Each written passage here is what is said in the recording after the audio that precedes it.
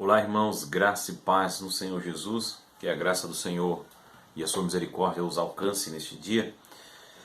Eu gostaria de compartilhar com os irmãos o texto de Êxodo capítulo 33, todo o capítulo é a ideia da minha meditação neste dia, embora eu não lerei, mas a base do que eu tenho para os irmãos nessa devocional é o capítulo 33 de Êxodo.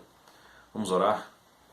Senhor Deus e Pai, te louvamos, ó Senhor, pela tua bondade e fidelidade. Te agradecemos, ó Deus, pelo teu grande amor, no qual Deus tem derramado sobre nós.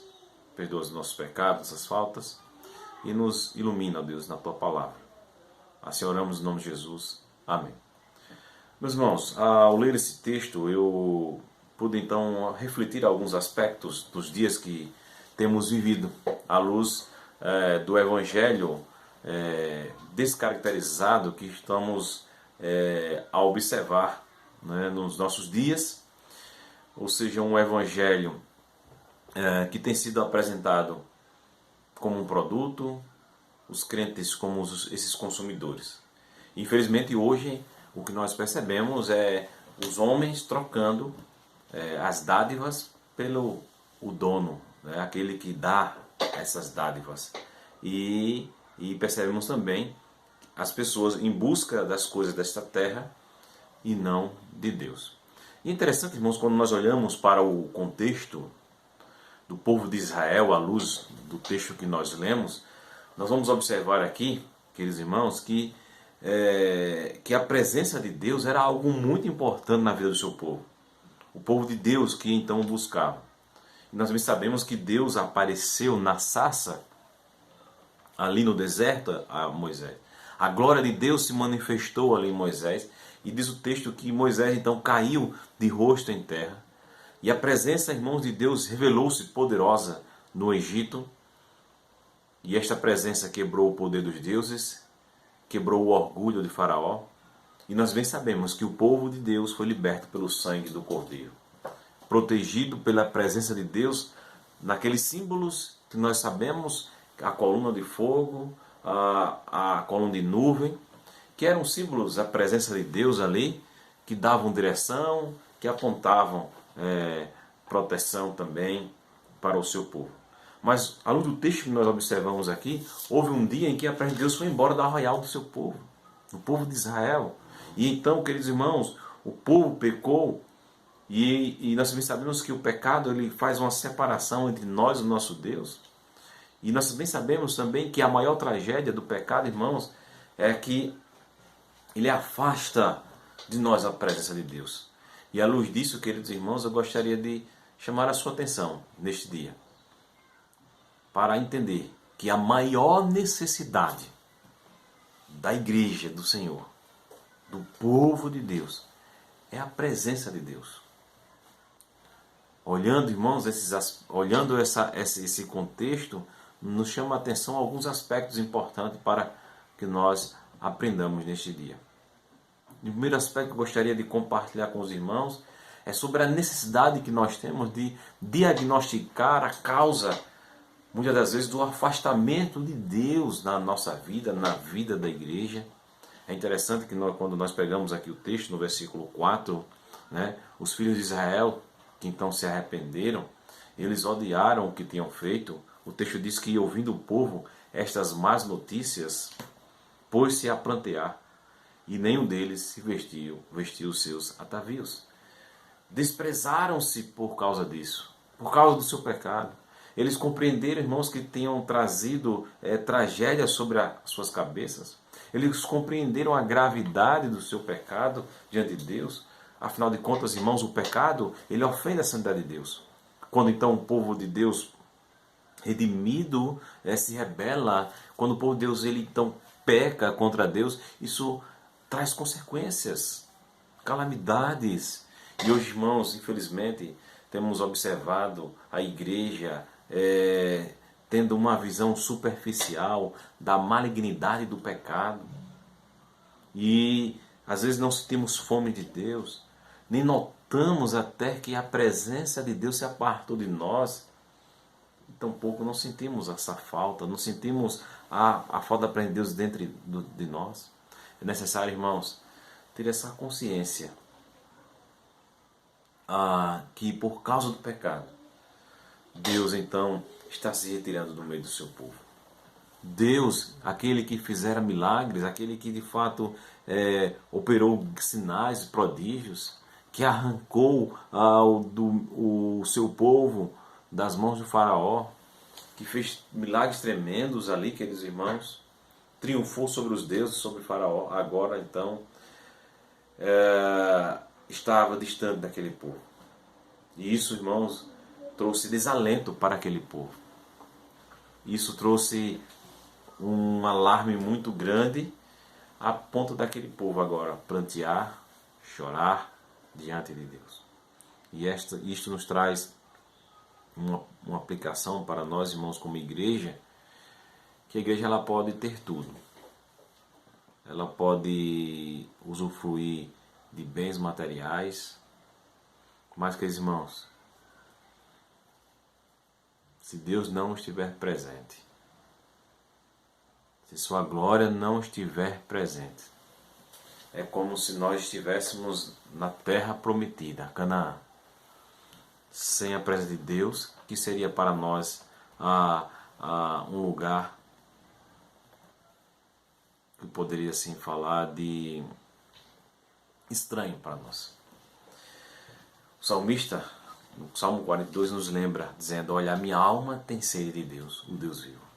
O segundo aspecto, irmãos, que eu gostaria de destacar com os irmãos é que nada pode substituir a presença de Deus no meio do seu povo, no meio da igreja.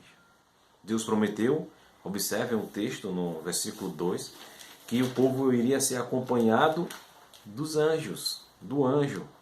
Veja o versículo 2, enviarei o anjo adiante de ti e lançarei fora todos os povos à sua presença. É interessante, irmãos, o acompanhar dos anjos, o acampar dos anjos ao nosso redor. Afinal, os anjos são ministros de Deus, né? Nós sabemos disso. Mas Moisés queria muito mais. Moisés queria Deus, a presença de Deus, não apenas os anjos. Não há, irmãos, sabemos aqui, substitutos para a presença de Deus no meio da igreja.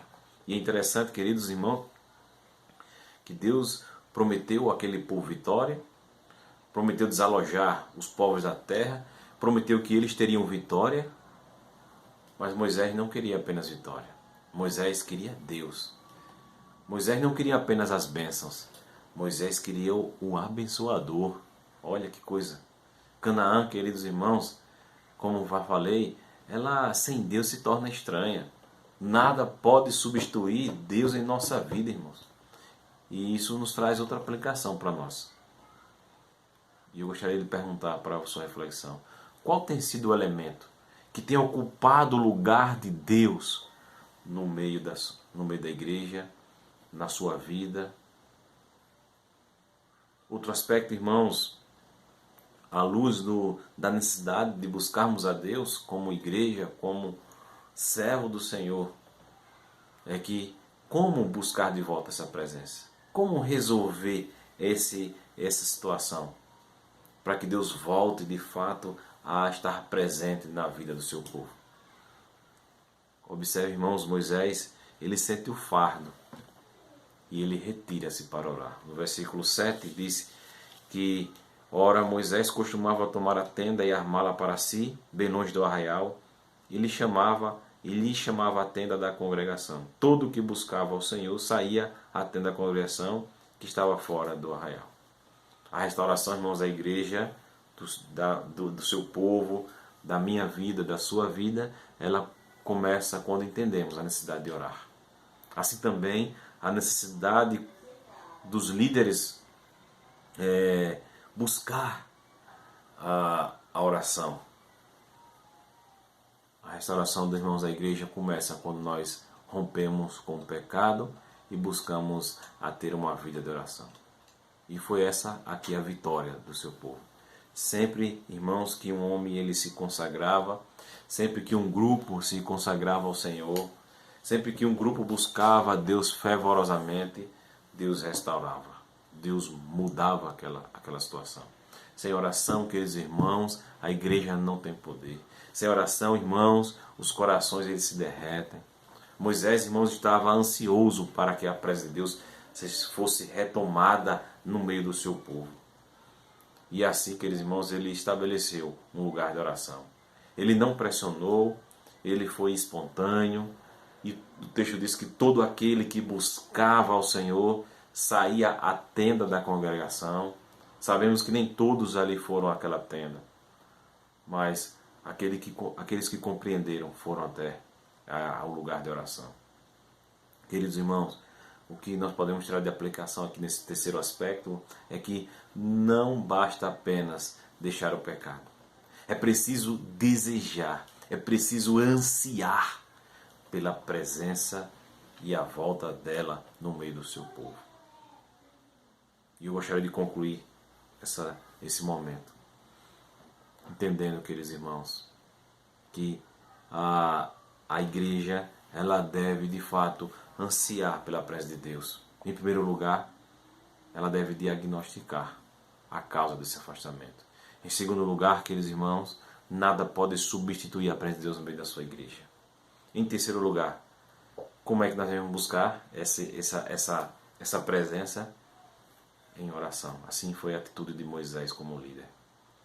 E aí, queridos irmãos, ainda observando isto, o sinal da presença de Deus tinha ido embora. E Deus então restaura